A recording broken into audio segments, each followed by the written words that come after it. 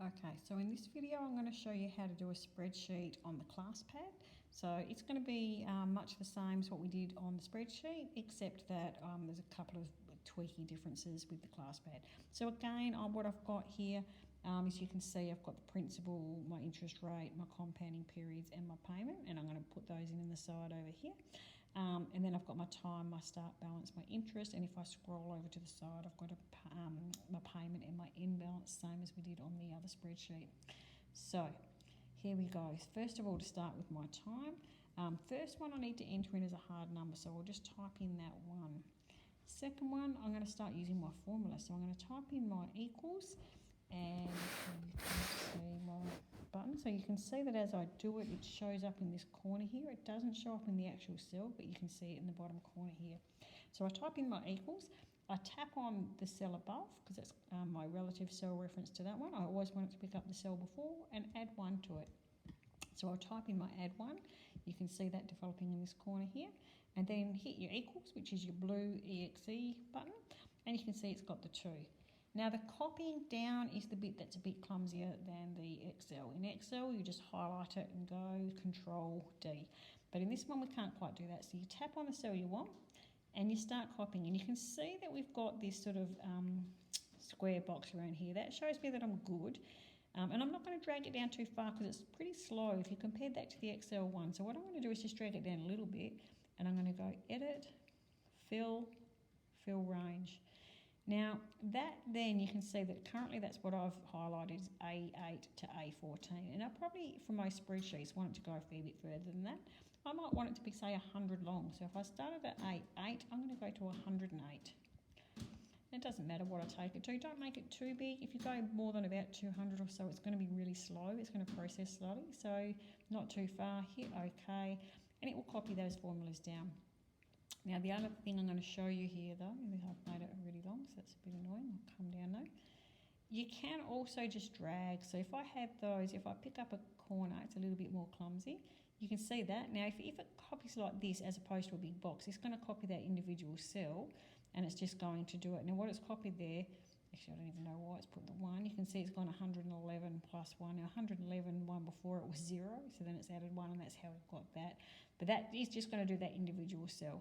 Whereas if I manage to click on it, and sometimes you can pull it down, it's a little bit more cumbersome, which is why I use the fill button instead. But you can see there I've got the actual box, and then I can go Edit, Fill Range, and it will go through those ones where I had it. So you can still use that sort of tappy sort of thing, but it's just a lot more awkward than the Excel. So Edit Fill is easier. Now start balance, same as before, is actually just equal to my principal. So I'm just going to always start with an equal, same as Excel. So equals, so you can see that appear in the corner. Tap on my principal cell because that's where it's going to be, and hit equals. That is a locked in cell, but I'm never going to refer to it again, so I don't need to bother about the dollar signs. For my second cell, that's going to, from here on in, my start balance will be equal to the end balance from my month before or period before. So I'm going to hit equals, and then I have to zoom over to the side to my end balance for the period before and hit my blue EXE equals. And what you can see here is that it's then said that that's going to pick up E7, which is the one up. I'm going to cross over to the side, which is off the screen. So, and again, I'm going to copy this down. And for that one, it's what we call a relative cell reference. I always want to pick it up from that one above and 3 over. So I don't need any dollar sign. So I just tap on that cell. Whoops, that one you can see that picked up wrong. Tap on the cell, drag it down. You can see I've got that nice square, so that's good to go. Edit, fill range. And I took the other one up to 108, so I'll do the same here. And that's easier than dragging. So I just put it in there. And that will fill all those numbers all the way down. There's nothing there so far because I haven't filled in any information. Now interest is always just calculated as a percentage of the balance before, so it's whatever the interest rate is times the balance at the start. So here I'm going to go equals. I need to tap on the interest rate. Now that cell is an absolute cell reference, that won't move. So when I tap on that, you can see it's got the B2 down here. I'm going to drag this down, so it's only the row that I need to concern myself with, but I need to lock that in with a dollar sign. If I was copying the formula sideways, then I'd lock in that B by putting a dollar in front of that as well. But in this case, I'm not, so I'm just going to put that dollar there and hit my equals. And then I can copy that formula down. So if I highlight on it, copy down, I don't think I told it to times the one before I didn't. So you can see here I've got my interest rate and I haven't yet times it. So that is going to be times by the balance in the previous box. And that one I don't want any dollar signs on because that's going to roll. Each time I need to pick up the start balance for that particular month. So that's always going to change, whereas the interest rate was that one set box which won't change. So that one, no dollar signs. Hit my equals. And now I'm going to copy that down. So a little bit of a box, not too far. Edit, fill range. And at this point, rather than drag it, I'll make that my 108. Oopsies, hang on. I'm just going to do that again because it'll be easier. Edit, fill range. I just wanted to overtype this end one. So 108 was where I was going. Hit my OK. And that will fill that in. My payment will be a set amount. So again, I'm going to go equals. And I'm going to tap on the cell where I'm going to write my payment in. That one will lock in. I don't want that to copy. That's always going to be in that one spot. So I need to put a dollar in front of that 4 to make sure that that doesn't copy downwards. So I'm going to do that. And then I can copy that one as well. So edit, fill range. And you can see, and again, I've got to make this 108 because that's what I made the others. Nothing in there yet because I haven't put any numbers in, but that's okay. End balance is going to be equal to, so this is one of my formulas, it's going to be equal to whatever I owed at the start of the time, plus whatever interest I've now accrued. We're assuming a debt here. Take away whatever payment I've made. So you can see my formula developing in the bottom. So it was my start balance plus my interest in C7, take away the payment that I've made, hit my equals, which is my blue button. And that's going to give me my end balance. So I'll copy that down, edit, fill range, change that one to 108 as well. And there we go. And as I say, nothing in there yet because I haven't filled in the information. So if we did that same example, if I said I had a loan of $10,000, so 10,000, as I type, you can see nothing appears here, but it's appearing down there. Hit your equals to enter that in.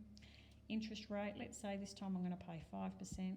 So I didn't do the divide by 100 in this case, so I would actually need to put this in as a 0.05 because I didn't put the divide by 100 in my formula. So I'm going to enter that in like that. My compounding here, I'm assuming that I'm paying monthly. My compounding is also monthly, so I'm going to put in a 12 for my monthly compounding.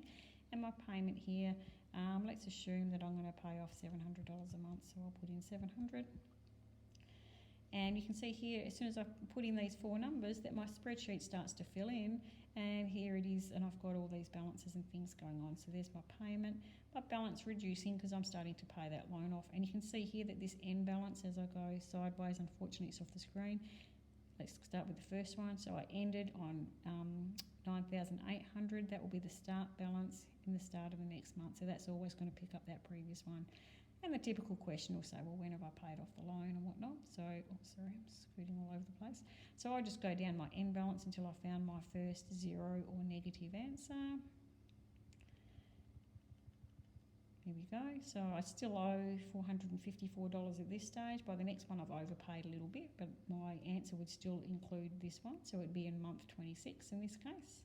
And my last payment just won't be the full 700. It'll be 700 take away that 222 because that would be too much. And there we go. So that's how I'm going to use my formulas in the class pad. Now, it will do the same things as Excel in terms of summing. So if I wanted to work out, well, how much interest have I paid over the course of this loan, I'm just going to put it to the side here, and it works in exactly the same way. So I need to go equals sum. Now, if you just hit your keyboard and then just use your little ABC tab and just type it in. So equals sum, and you can see that's developed there. Open up your brackets, and then the same thing, just drag your stylus over the cell. So this was my interest column. It's a bit more awkward because you can't see the titles at the top like you can on Excel. So drag, and you can see it's very much slower as it clunks up, but there we go. So I drag over all my interest numbers, close my bracket, and that just saves me going this plus this plus this all the way through. Hit my equals, and that will have summed it all up for me. So that's a shortcut. Same if I wanted to find the average interest, hit equals. In the class page, you'd go equals mean instead of equals average, and then do the same thing, drag your cursor over. And there you go. So the functionality is very much the same as Excel. Have a bit of a play with it, get comfortable with it because it's something that you'll use quite a bit. Thank you.